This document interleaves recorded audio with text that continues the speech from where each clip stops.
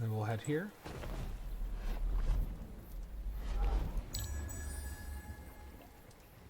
And my emerald extractor should be popping up soon. There it is. Legendary deed no longer attainable. Unknown Empires just completed the wealth harvester. Damn it. How do I... Oh, that's right. These things. So, be the first to destroy at least 10 armies. I'm rank 2 of 6, progression 1. They built that thing. Be the first to build a legendary building in order to benefit from its unique effects. But how do I... Oh, I don't have the resources to build it. That's why I can't do that. It's... Imagine a typical 4X game like Civilization.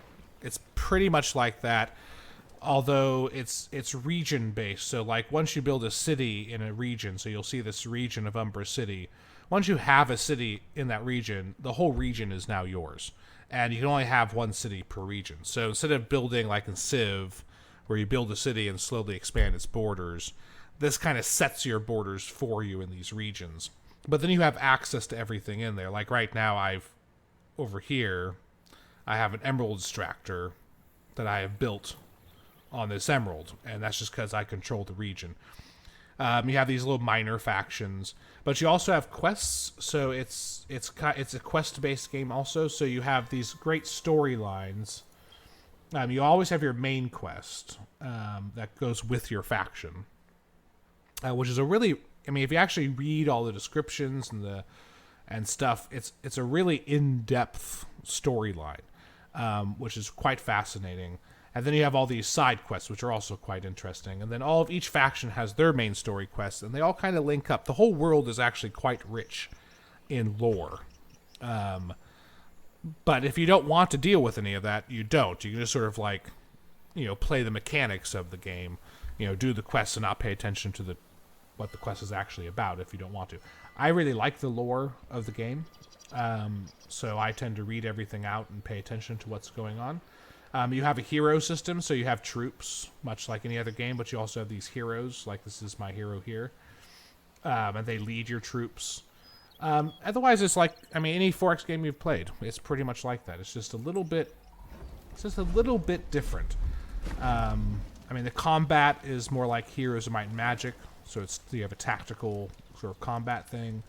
And it's all the best aspects of 4X games, from different 4X games that I like, all in one game, which is why I enjoy it.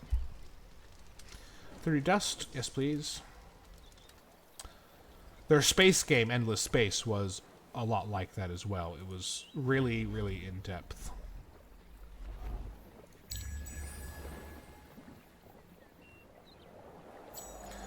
Oh, and then you have this winter thing. That's one aspect of the game I forgot. So occasionally you get winter, and when winter comes, it has all these effects. It's really awful. Changes the map, obviously, as you can see. And there's a little indicator here in the bottom right, next to the end turn button, which says, so this is saying that's now winter, and spring or summer will return in 1 to 17 turns. And then when it's summer, it'll tell you that winter will come in, it'll give you a range, like, in 5 to 15 turns, winter will come. So you kind of prepare for it. Some factions are quite good at actually discovering technologies so that they can pinpoint when winter is coming, and have a better chance of surviving through it. The Forgottenness faction is not one of those. I just have to deal with winter. It has a very sort of painterly style to it. Quite beautiful sort of style. Okay. So, glimpse of new era. Thanks to the scientific progress of another empire, new legendary buildings and deeds are available and ready to complete. But you must be fast. So we have 3 new challenges that have opened up. Yes. There are actually out in my world right now 5 other big civs. I just haven't encountered any of them yet. And all of them are quite fascinating. I mean, there's there's no typical like human civ or elfin. I mean, it's fantasy setting, but the civs are quite creative. Like there's one group, called the Broken Lords, who have basically dust is like gold. It's the magical essence of the world, but it's also the currency of the world. That's what the yellow dots are, is dust. And the Broken Lords have given up their physical forms and are basically these suits of armor that are empty but filled with magical energy. So they survive off of dust. You have another one, the Necrophages, which are basically just an insect race. I mean, it sort of breaks a lot of the molds of a fantasy setting quite well. So yeah, there are other big factions. I'm playing on a very large world, and so I will eventually encounter them. But the world is, here's the whole world. Oh, I just wrapped around back to myself. So here's the whole world, and I'm right here. So they could be hell anywhere out there. So, and I do want to encounter them because my Civ is based on spying, so I do want to meet up with them at some point here.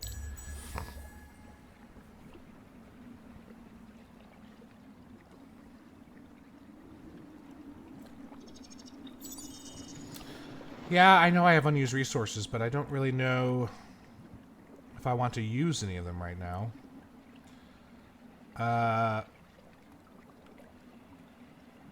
Well, I don't... Moonleaf is kind of useless for me.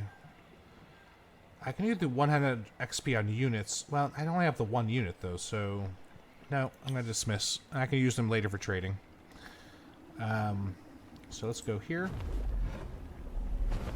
Look at these ruins. Search the ruins. I gained 70 dust, which is nice. Ruins are kind of like the goody huts in Civ. But they can hold other things other than... I mean, they have their sort of different options. Let's just explore, I guess. I'm a little wary because I don't have any troops with me. I just have the hero, but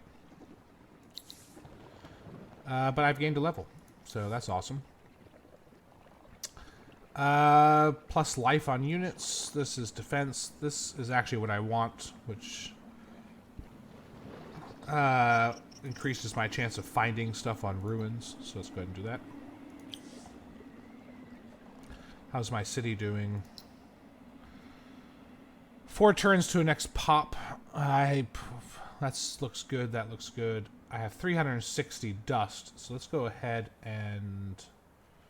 How much to buy those? Too much. But research-wise... Alright, so I actually want to get one of these things. So these legendary deeds came out with the first expansion. And they're quite amazing, but they're really hard to kind of get. So like this one, Master Marcus, be the first to have a city's total income from primary trade routes of at least 20 dust in order to gain the reward. And the effect is plus 50% trade route bonus on city trade routes, which is massive. That's a huge, huge bonus. Warrior's Way, that's defeat 3 armies led by a hero, which is quite nice. The Baron of Industry. And the problem is what it requires to build. So it requires 15 glass steel and 15 titanium, which I don't have. But this one here, back here, is something I am actually quite interested in. I need 5 glass steel. I have the 5 titanium, so I can work for it. Let's go ahead and purchase this one. Yep. And let's purchase, because I want to open up this, so we're going to purchase one more, and that will be our Predatores. Yep. And I have entered the new era, the Age of Glory.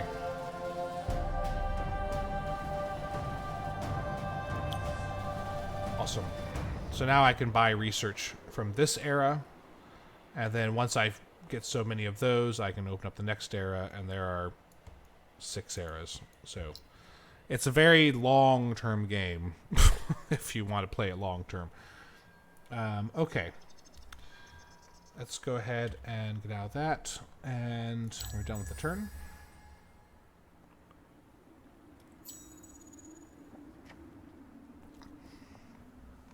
What I really want is winter to go away.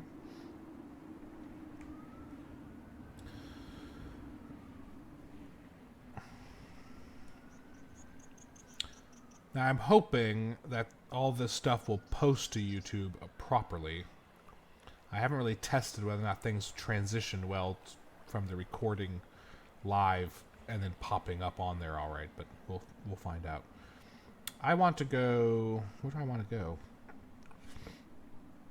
There's water separating there, so I really can't get those goody huts. So let's just sort of circle around my empire here. I'm going to want to build a settler soon and expand, I think. Oh, thank God. Winter is over. Splendid. This looks like a jungle sort of region.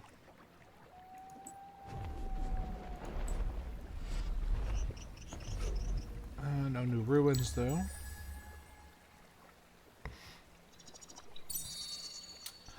Now, I will say, Bodan, that the game is very pretty.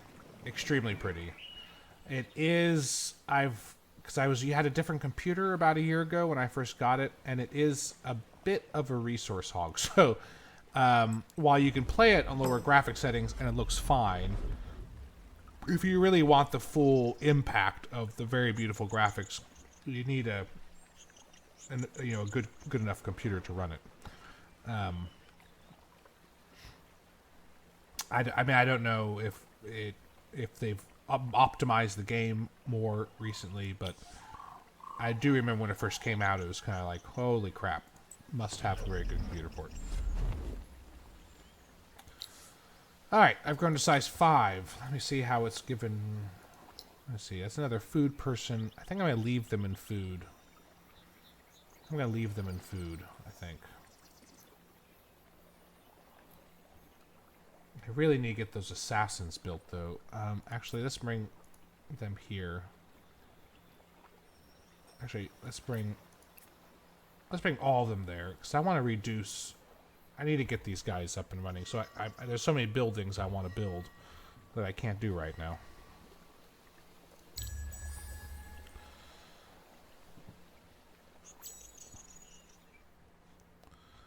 Alright, let's move you here. New minor faction. Oh, I hate those guys. They're Rissus. Multi-headed, intelligent Hydra. Not pleasant. Not pleasant at all. What's that? That's titanium.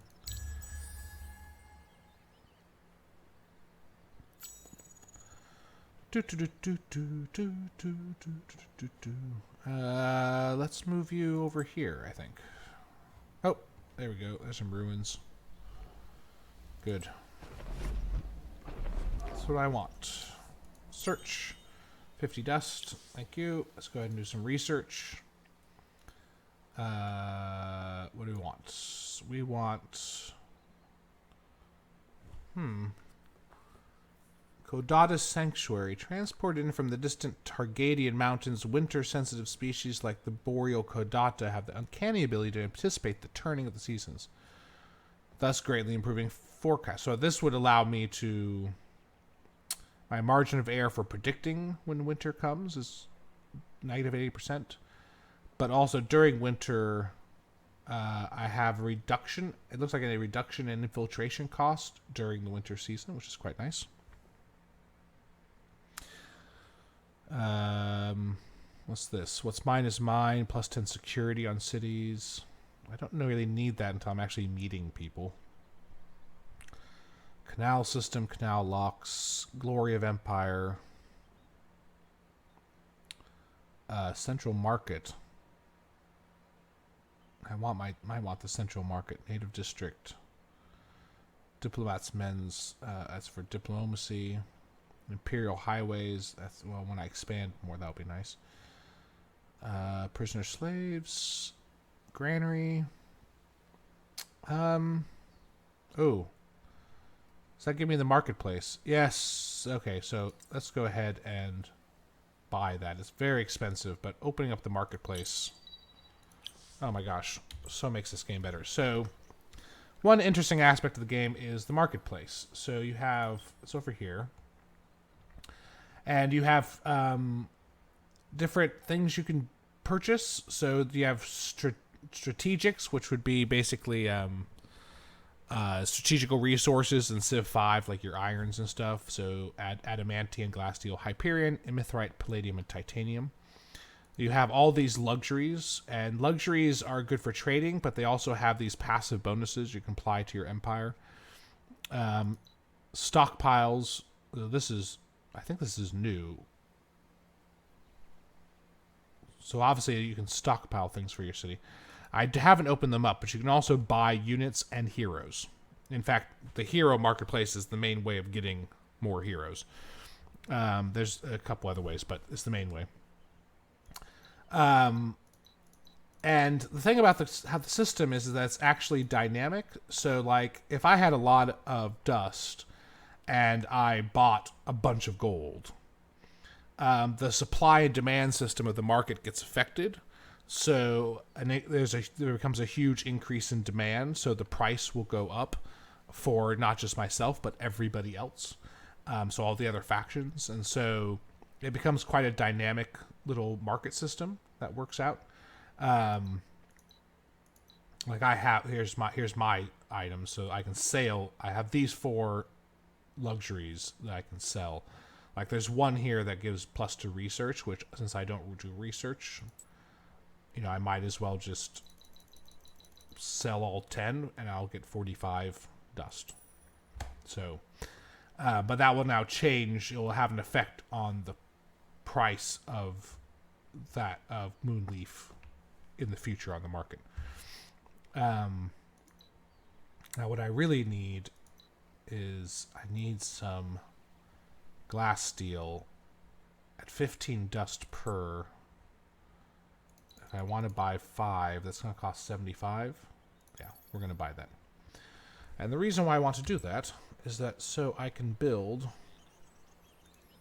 this thing down here. The legendary deed, the Museum of Auriga, which requires 5 glass steel and 5 titanium. Now, it's possible someone's already started this building, and I'm not going to get it in time, but who knows. Now, that means I need to... wait, can I... Where is it?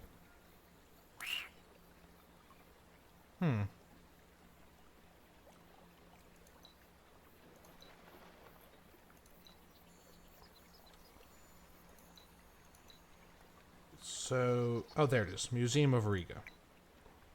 So I need to place it so it expands my city. 5 food, 5, 3, 4, 4, 6, 3. Let's expand it here. And so it takes 32 turns. And also when you expand your city, so like I'm going to take this spot. That's where my museum's going to be, but that also means my city... So you see, like, around the city, there's sort of these cultivated areas. So, since I'll have the Museum of Auriga here, in this one, these 3 plots will become cultivated, and I'll be using them. So that's how you sort of expand your city out. Pretty much. I'm going to get rid of that assassin, and so I can get building on that, and end turn. How exactly do you win? Well, there's different victory conditions. Let me see if I can find the place where they're listed. I'm pretty sure there is a place for victory conditions. I'm just not too sure. Status screen. I mean, it's kind of like Civ. You can win by, defeating all of your enemies. But I think you can also win through other means. That's my heroes. Also, I think if you not if you complete your main quest, but if you